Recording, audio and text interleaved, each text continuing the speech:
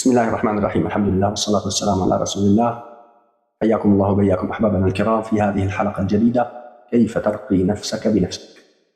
تحدثنا في الحلقة الماضية عن حديث النبي صلى الله عليه وسلم: من استطاع منكم أن ينفع أخاه فليفعل، لا بأس بالرقية ما لم يكن فيه شرك.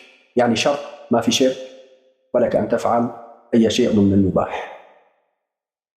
ما هي صفات الراقي الشرعي إذا ما أردنا أن نستعين بشخص بعد الله عز وجل كي يساعدنا وينفعنا في الرقية الشرعية؟ أولاً أن يكون مسلماً موحداً، لا يتبع البدع ولا الخزعبلات ولا يتبع هواه بهذه الأمور. ثانياً أن يكون عالماً بالرقية الشرعية وعالماً بكتاب الله وسنة نبيه صلى الله عليه وسلم.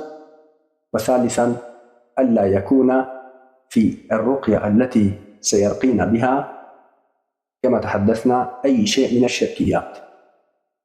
أي راقي أو مدعي أنه راقي شرعي يطلب منك اسمك واسم أمك ومواليدك بالتاريخ واليوم والسنة، فهذا ليس براقي شرعي، هذا بده يساوي لك سحر. أي واحد يدعي أنه راقي ويطلب منك شيء من أثرك، هذا بده يساوي لك سحر. أي واحد راقي فوتك بالبدع والخزعبلات وصار يطلب منك شعرة من ذنب فارة أرملة ولسان زلحفة مطلقة ورجل وحدة أرملة وراس حي مألفة ومن هالكلام الذي ما أنزل الله به من سلطان، فهذا كذاب أشر وهذا دجال ويريد أكل أموال الناس بالباطل. فلنحذر حذرا شديدا أحبابنا الكرام من هذه الأمور. أيضا الأمر الآخر، الرقية على التليفون عبر الهاتف ليس لها أصل لا شرعي ولا ديني. فما هو الفرق بينما أن أستمع إلى إنسان يقرأ لي بالتليفون أو أنه أنا أسحب من الإنترنت أي قارئ صوت أي قارئ أي سورة البقرة لأي قارئ من القراء، وعلى قناتي باليوتيوب من فضل الله عز وجل نشرت سورة البقرة والرقية الشرعية بصوت. إذا استمعنا للشيخ أبو يحيى أو الشيخ أبو محمد أو الشيخ أبو فلان، أو أنه يفتح لي خط ويقعد يقرأ لي يعني باتصال، ما هو الفرق؟ ما في فرق.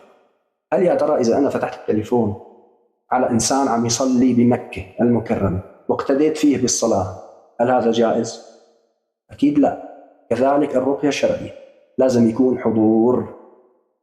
فما في شيء اسمه رقية شرعية عبر التليفون، هذا كله لأكل أموال الناس بالباطل. فلنحذر أحبابنا. بارك الله فيكم، حياكم الله وبياكم، والسلام عليكم ورحمة الله وبركاته.